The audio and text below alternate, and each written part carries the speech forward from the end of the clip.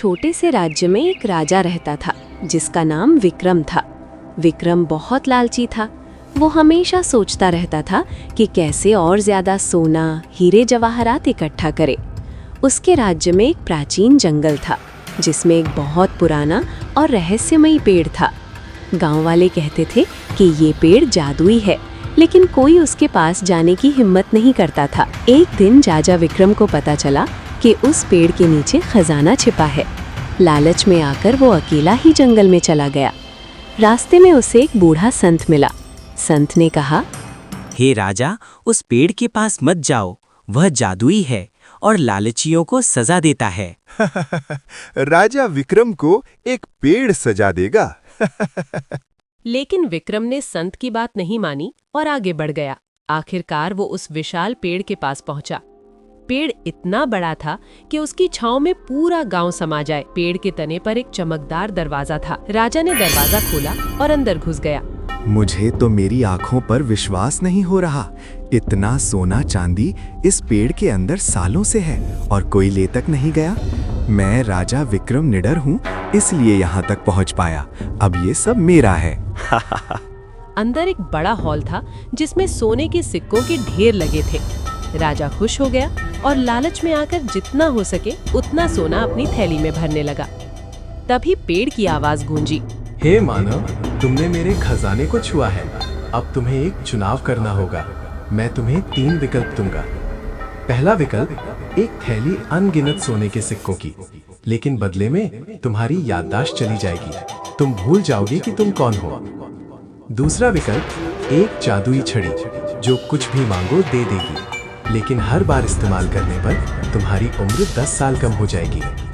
तीसरा विकल्प, कुछ नहीं लेना और जैसे आए थे वैसा वापस जाना। अब मैं यहाँ तक आया हूँ तो खाली नहीं जाऊंगा। मैं पहला विकल्प चुनता हूँ, सोने के अनगिनत सिक्के वाली थैली। राजा विक्रम लालच में पहली थैली चुन ली। जैसे ही उसने थैली उठाई, उसकी याददाश्त चली गई। वो भूल गया कि वो राजा है, उसका महल कहाँ है, उसका परिवार कौन है। वो जंगल में भटकता रहा सोने की थैली लिए, लेकिन उसे पता ही नहीं था कि इसका क्या करे। आखिरकार वो एक गरीब भिखारी बनकर गांव-गांव भटकने लगा। माँ, कुछ खाने को दे दे, जोर की भूख लगी है। बेटा, मैंने पहले तो कभी इस गांव में तुझे नहीं देखा। कौन से गांव से आए हो? मुझे नहीं याद मैं कौन हूँ, मैं कहाँ से आया हूँ, मुझे कुछ भी याद नहीं है। कोई बात नहीं, मैं तुम्हें खाना खिलाती हूँ। उधर राज्य में जब राजा नहीं लौटा तो प्रजा चिंतित हुई। एक ईमानदार और बहादुर युवक जिसका नाम अर्जुन था, उसे राजा को ढूंढने के लिए भेजा जा रहा था। अर्जुन राजा को गए आज बहुत समय हो गया है। वो जादुई पेड़ के पास गए और वापस नहीं आए। अर्जुन, तू एक ईमानदार इंसान है, इसलिए तुझ पर भरोसा करके बुलाया है। क्या तू राजा को ढूंढ के ला पाओगे? मैं अपनी पूरी कोशिश करूंगा और राजा को महल में वापस लेकर ही आऊंगा। मैंने इस नगर का नमक खाया है, मैं अपने राजा को जरूर ढूंढूंगा। अर्जुन राजा को ढूंढने निकल गया और रास्ते में उसे एक साधु मिले। वो साधु से पूछता है, बाबा, आपने कुछ दिनों पहले यहाँ से राजा को बड़े पेड़ की ओर जाते देखा है क्या? अगर आपको राजा के बारे में कुछ पता है तो मुझे बताइए। उस लालची राजा को मैंने बहुत समझाया था, मगर उसके मन में सोने चांदी का लालच था। बेटा, मैं तुम्हें भी कहता हूँ, वो पेड़ के पास मत जाओ, वापस महल चले जाओ। बेटा, बाबा, मैं अपने राजा को लिए बिना वापस नहीं जाऊंगा।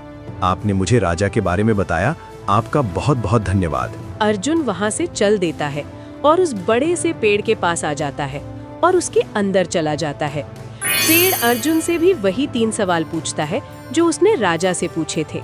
हे मानव, तुमने मेरे खजाने को छुआ है। अब तुम्हें एक चुनाव करना होगा। मैं तुम्हें 3 विकल्प दूंगा। अर्जुन ने 3 सवालों को सुनने के बाद बोला, मैं तो बस यहाँ मेरे राजा को ढूंढने आया हूँ।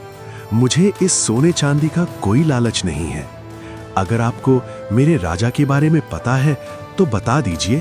पेड़ प्रसन्न हुआ और बोला, तुम्हारी संतुष्टि और समझदारी ने मुझे प्रभावित किया है।